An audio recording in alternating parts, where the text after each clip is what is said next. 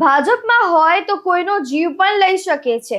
આ શબ્દો અમારા નથી, પરંતુ આ શબ્દો રાજકોટમાં રહેતા એક પ્રખ્યાત અભિનેત્રીના છે. રાજકોટથી એક ચોંકાવનારો કેસ સામે આવ્યો છે, જેમાં એક પાટીદાર સમાજની વિધવા મહિલાને તેના જ પરિવારજનો દ્વારા હેરાન પરેશાન કરવામાં આવી રહ્યું હોવાનો મામલો સામે આવ્યો છે. નમસ્કાર, આપ જોઈ રહ્યા છો ચક્રવાત ન્યૂઝ. હું છું આપની સાથે નિધિ. તો મારો કહેવાનો મતલબ એમ છે કે તમે બીજેપી ના કાર્યકર્તા છો, મતલબ તમે ગમે એનું મર્ડર કરી નાખશો કે ગમે એને મારી નાખશો, ગમે એને ટોર્ચર કરશો કે ગમે એને ગમે એટલો અત્યાચાર કરશો, તમારી ઉપર કાંઈ એક્શન નહીં લો. ખોયલા ભેગો 3 જણા ઊભા હતા, બિપિન અમૃતિયા, આનંદ અમૃતિયા અને એનો ફ્રેન્ડ હતો જગદીશ. હવે ઈ 3 જણા દારૂ પીને હતા, એટલે એમાં ક્યાંય સીસી કેમેરામાં મારું અહીંયા હાજરી હોય કે મારો ફોટો હોય તો મારું 40 વર્ષનું મારું જાહેર જીવન છોડી મારા ઉપર આક્ષેપ કરવાનું કારણ એ છે, હરેક સંસ્થામાં હું ડોનેશન આપું છું અને મારે 5-10-15 લાખની મિલકતમાં મારે મોઢું નાખવાનું હોય, પણ દીકરી આવી રીતે મને બદનામ કરવાનું કે મારે રાજકારણનો ઉપયોગ કરવો. કારણ કે કોર્ટની કાયદેસર રીતે મને પરેશ કાકાએ વીલ આપેલું છે. 14 વર્ષથી 2 અલગ અલગ રહેતા હતા. મુંબઈમાં રહેતી દીકરી ક્રિસ્ટીના પટેલે રડતા રડતા સોશિયલ મીડિયામાં એક વિડીયો અપલોડ કરી ન્યાયની માંગ કરી છે. આ વિડીયોમાં તે કહી રહી છે કે તેના જ પરિવારના લોકોએ તેની ઘરે આવીને માતાને મારી નાખવાની સાજિશ કરી છે. તેમજ આ અંગે રાજકોટ પોલીસ કમિશનરને અરજી પણ કરવામાં આવી છે. आ वीडियो में पाटीदार दीकरी वधु शू बोली रही है ते सांभळो. तो गाइस मैं बहुत टाइम से बहुत चीजें फेस कर रही हूँ, बट मैंने कभी आके मतलब सोशल मीडिया का यूज नहीं किया क्योंकि मुझे पर्सनल रखना था. बट क्योंकि मेरे फादर के डेथ के बाद मैं बहुत कुछ फेस कर रही हूँ. 1 साल से मेरे फादर की फैमिली ने मतलब सारी प्रॉपर्टीज ले ली, सब ले लिया, बट मुझे उससे कोई फर्क नहीं पड़ा. हमने कोई रिएक्शन नहीं लिया, हमने लीगल एक्शन लिया जो यूजुअली सब करते हैं. बट अभी थोड़े टाइम बाद मैं जब मुंबई आई तो मॉम वहाँ पे अकेले रह रही है. अभी तक हमने कुछ नहीं बोला, ना हमने किसी को परेशान किया, ना कुछ. लेकिन कल रात में जो मेरे बड़े पापा हैं, जिसका नाम है बिपिन अमृतिया, जो मेरा भाई है आनंद अमृतिया, और एक और रैंडम बंदा था, उसका नाम मुझे नहीं पता, इन तीनों ने मेरी मॉम को अटैक करने की कोशिश करी है और मेरे ही घर में घुस के उन्होंने मम्मी के साथ गलत हरकत करने की भी कोशिश करी है. मैंने आज तक कुछ नहीं बोला. कल हमने पुलिस वालों को भी बुलाया, लेकिन उन्होंने मतलब कोई एक्शन ही नहीं लिया. मतलब ना हमारी रिपोर्ट ली गई, ना FIR ली, और हमने कमिश्नर से भी बात करने की कोशिश करी, वो भी कोई एक्शन नहीं ले रहे. मतलब मेरे बड़े पापा वहाँ पे बीजेपी में कुछ है. इसका मतलब ये है कि अगर आप पॉलिटिक्स में हो तो आप उस चीज़ का फ़ायदा उठा के और आप कुछ भी कर लोगे, किसी भी इंसान की जान ले लोगे. अगर कल मेरी मॉम को कुछ हो जाता तो मैं क्या करती? वो तो नेबर्स थे जिन्होंने बचाया है, जो रुके हुए थे वहाँ पे, उनके साथ की कुछ होने नहीं देंगे. यूजुअली इस जमाने में कोई किसी का साथ नहीं देता, लेकिन उन्होंने दिया, and I am very thankful for them. पर मैं ये जानना चाहती हूँ कि कंप्लेन क्यों नहीं ली जा रही है? अगर किसी की लाइफ रिस्क में है, वो बोल रहा है, तो कंप्लेन क्यों नहीं ली जा रही है? क्योंकि वो बीजेपी में है. इस चीज का प्लीज ऐसे फायदा मत उठाओ कि पॉलिटिक्स में हो तो किसी की जान ले लोगे.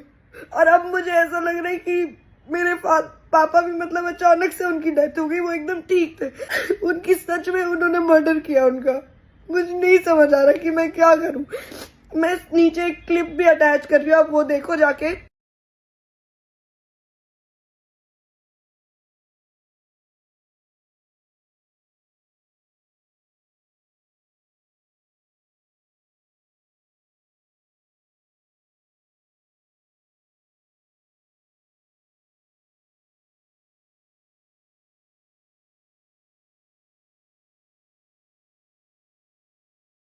आप लोगों का सपोर्ट चाहिए, जितना हो सके इसको शेयर करो. मैं बस इतना रिक्वेस्ट कर रही हूँ गुजरात पुलिस से कि इस चीज पे कोई ना कोई एक्शन लो, क्योंकि मैं भी स्ट्रगल कर रही हूँ, मैं भी काम कर रही हूँ, मैं हर टाइम उधर नहीं रह सकती.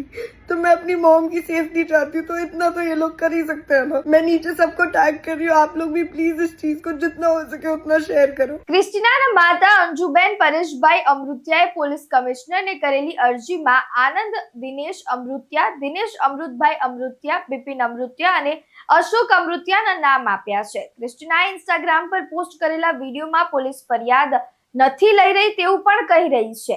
ત્યારે રાજકારણમાં હોય તો તમે શું કોઈને મારી પણ નાખી શકો છો? રાજકારણનો આવો ખરાબ ફાયદો ન ઉઠાવવો જોઈએ તેવું આ દીકરી કહી રહી છે. ત્યારે ક્રિસ્ટીના એમ પણ કહી રહી છે કે આ લોકોએ જ તેના પપ્પાને એટલે કે પરેશ અમૃતલાલ અમૃતિયાની હત્યા કરી નાખી હશે જેવા આરોપો પરિવાર પર આ બંને માતા અને દીકરી લગાવી રહી છે. મારી ઘરે અચાનક નો 10:30 પોણા 11 એને બેલ મારી એટલે મને તો કઈ ખબર નહોતી એટલે મેં સીધો દરવાજો જ ખોલી દીધો.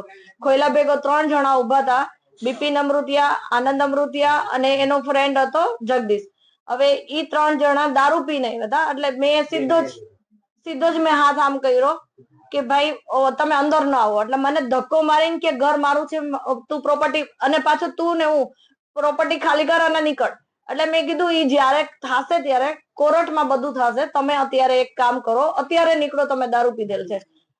ગાર્ડ બધી એટલી હદે મને તો એટલી ટોર્ચર કરી એટલે મેં સીધો 100 નંબરમાં કોલ કરી દીધો કે મારે બહેસ નથી જોતી. તો આ તરફ વિવાદ વધતા જેમની વિરુદ્ધ આક્ષેપો થઈ રહ્યા છે તેમની પણ પ્રતિક્રિયા હવે સામે આવી છે. તેઓ પણ અત્યારે બંને માતા અને પુત્રી પર આક્ષેપો લગાવી રહ્યા છે. એટલે કે કહી શકાય ટૂંકમાં કે બંને એકબીજા ઉપર આક્ષેપો કરી રહ્યા છે અને પોતાને સાચું સાબિત કરવાની કોશિશ કરી રહ્યા છે. આજે મારા ભાઈનું આકસ્મિક રીતે મારા ભાઈનું મૃત્યુ થયેલું. મારા ભાઈથી છેલ્લા 14 વર્ષ થયા મા દીકરી બોમ્બે અલગ રહે છે. મારો ભાઈ એને જે આક્ષેપ કર્યા છે કે રાત્રે મારી ઘરે આવી અને મને ધમકી આપી, મારું ગળું પકડ્યું, એમાં ક્યાંય સીસી કેમેરામાં મારું અહીંયા હાજરી હોય કે મારો ફોટો હોય તો મારું 40 વર્ષનું મારું જાહેર જીવન છોડી દઈશ. મારા ઉપર આક્ષેપ કરવાનું કારણ એ છે કે આજે જે કઈ મિલકત છે, મિલકત પચાવવા સિવાય અને મિલકત દબાવી અને લેવા સિવાય બીજું કોઈ કારણ નથી. અને જો મારા ભાઈ પ્રત્યે અને ક્રિસ્ટીનાના પપ્પા પ્રત્યે જો એને એટલી લાગણી હોય તો મારો ભાઈ 14 વર્ષ થયા એકલો રહેતો હતો. અમે એને હાચવતા હતા. મારી ઘરે 1-2 મહિના મારી ઘરે રોકાય, 1-2 મહિના મારા ભાઈની ઘરે રોકાય. મારો જ્યારે પરેશ માંદો પડતો આઈસીયુ રૂમમાં 14 થી 15 વખત આઈસીયુ રૂમમાં દાખલ થયો. જાગનાથ માં એક ડોક્ટર છે, એ ડોક્ટર નું નામ આપીશ તમને, હું બિલ પણ રજૂ કરીશ કે કેટલા બિલ ચૂકવા. તેદી મારા ભાઈની ખબર અંતર પૂછવા એની દીકરીને કે એના ઘરવાળાને તેદી કોઈ દી મનમાં એમ ન થયું કે મારો ઘરવાળો આજે માંદો છે કે મારા પપ્પા માંદા છે તો આપણે રાજકોટ જઈને આપણે એના ખબર અંતર પૂછી. એ કોઈ દી આવવાનું ન થયું. આઈ થિંક 6 વર્ષ પહેલા મારા પપ્પાનું મૃત્યુ થઈ ગયું. તેથી કોઈ દી એને મા દીકરીને આવવાનું હુઈજ્યું નહીં. તે પછી મારા છેલ્લા 3 વર્ષ પહેલા મારા બાપુ 1.5 વર્ષ પહેલા મારા બાનું મૃત્યુ થયું. તેથી કોઈને એને આવવાનું હુઈજ્યું નહીં. તેથી એને માનવતા હોય તો એને આવવું જોઈએ ને. તેથી કોઈ દી આવ્યા નથી. જ્યારે મારા ભાઈનું આકસ્મિક મૃત્યુ થયું તેથી અમે એને જાણ કરી છે કે ભાઈ તમે સવારે અહીં આવી જાજો, આપણે સવારે આપણે એની. અને આજે આક્ષેપ કરે છે કે મારા ભાઈનું એને મર્ડર કરી નાખ્યું. આજે આવા પાયા વિહોણા આક્ષેપ કરે અને ભાજપને અને રાજકોટ પોલીસને બદનામ કરવાનું એને કૃત્ય ઈ સિવાય મિલકત પચાવવા સિવાય બીજું કોઈ જાતનું એના મનમાં કારણ નથી. આજે મારા ભાઈની મિલકત કોઈ પણ મિલકત મારા નામે હોય અને જો હું એને ન દેતો તો મારું જાહેર જીવન હું છોડી દઈશ. ઈ તો એમ કે છે કે દિનેશભાઈના કહેવાથી રાજકોટ પોલીસ ફરિયાદ લેતી નથી. મારે પણ પોલીસ ભાજપમાં તો કોઈ પણ ભાજપમાં હું તો 40 વર્ષથી ભાજપમાં છું. પોલીસ ખાતામાં મારો 98 252 28 548 મારો નંબર છે. મારા નંબર માંથી એક પણ ફોન પોલીસ સ્ટેશને ગયો હોય કે આમાં કાંઈ કરવાનું નથી તો મારું જાહેર જીવન હું છોડી દઈશ. એના નામે મિલકત કેટલી છે કે એને કોઈ મિલકત 12 વીઘા જમીન મારા બાપુ મારા એ વડીલો ભાગની કોઈ મારા પરેશના નામની કોઈ પણ જાતની મિલકત નથી. ઈ જે વાતો કરે છે દુકાન સૂચિતમાં છે. ઈ તો મારા જો પરેશના નામની દસ્તાવેજ હોય અને ઈ દુકાનનો અને જો હું દસ્તાવેજ ન ખરીદઉં તો હું મારું જાહેર જીવન છોડી દઈશ. હવે ઈ સૂચિતમાં દુકાનનું છે. હવે દુકાનનું મારા છોકરાના નામે કરી ગયો હોય તો એમાં મારે શું કરવાનું એ મને કહો ને. હવે મેં એને આજે જ વકીલ મારફત એને નોટિસ મોકલી છે. હું એને 10 કરોડનો મારી જે બદનામી મારા જાહેર જીવનમાં 40 વર્ષના મારા જાહેર જીવનમાં એક લુગડે ડાઘ કે એક પોલીસ ફરિયાદ થઈ હોય ને તો હું મારું જાહેર જીવન છોડી દઈશ. અને હું હરેક સંસ્થા એટલે જોડાયેલો છું. હરેક સંસ્થામાં હું ડોનેશન આપું છું અને મારે 5-10-15 લાખની મિલકતમાં મારે મોઢું નાખવાનું હોય અને મારી દીકરી છે પણ દીકરી આવી રીતે મને બદનામ કરવાનું કે મારે રાજકારણનો ઉપયોગ કરવો.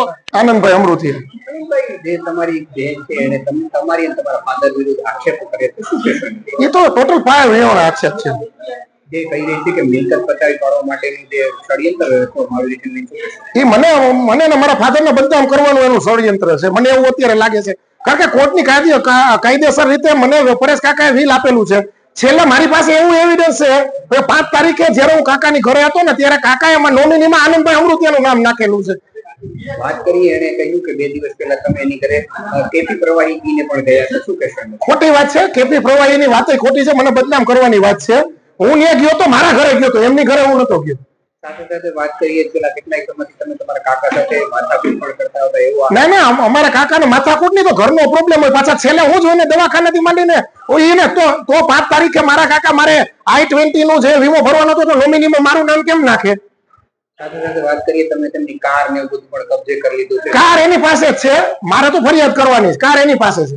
સોનાના દાગીના એ બધું સોનાના દાગીના મારી પાસે કઈ છે નહીં. એની પાસે કઈ હોય ને એમ કે આનંદભાઈ લઈ ગયો તો મને બતાવો. એને સીસીટીવી પણ કઈ જાહેર કર્યા છે કે? સીસીટીવી માં તો હું ગયો તો કાકા પાસે ફ્લેટમાં ડેડ બોડીમાં તો સીસીટીવી તો સાહેબ હોય ને. એટલે તમે હવે શું કાર્યવાહી? કાયદેસર જે કઈ કરવાનું થાય અમે તૈયાર છીએ. ના આવા લોકોને એક વસ્તુ સાહેબ અમે અહીંથી એ કહેવા માંગુ છું કે કોઈ વસ્તુ આવી રીતે અમે મિલકત નહીં દઈએ કે તમે તમારા ફાધર થી જુદા રહેતા હોય ને એવી રીતે તમને અમે મિલકત નહીં આપી. ભાઈ બેન ભેગા પતિ પત્ની ભેગા રહેતા હતા કે? 14 વર્ષથી 2 અલગ અલગ રહેતા હતા. આ ઘટનાએ ગુજરાતના તમામ લોકોનું ધ્યાન ખેંચ્યું છે. આ અગાઉ પણ પોલીસ પર ભાજપના નેતાઓના હાથા બનાવવાના કથિત બનાવો સામે આવ્યા છે. અત્યારે કહી શકાય કે એક પરિવારનો મુદ્દો જાહેર જનતાના વચ્ચે આવી ગયો છે. ત્યારે આ કેસમાં અભિનેત્રી અને તેની માતાએ કરેલા દાવાઓ સાચા છે કે પછી ભાજપ નેતા દિનેશ અમૃતિયાએ કરેલા દાવાઓ સાચા છે? જો પોલીસ યોગ્ય રીતે તપાસ કરશે તો આ મુદ્દાને ચોક્કસ ન્યાય મળી શકે તેમ છે. ત્યારે હવે જોવું રહ્યું કે આગળ પોલીસ દ્વારા અને આ બંને લોકો દ્વારા શું કાર્યવાહી કરવામાં આવે છે.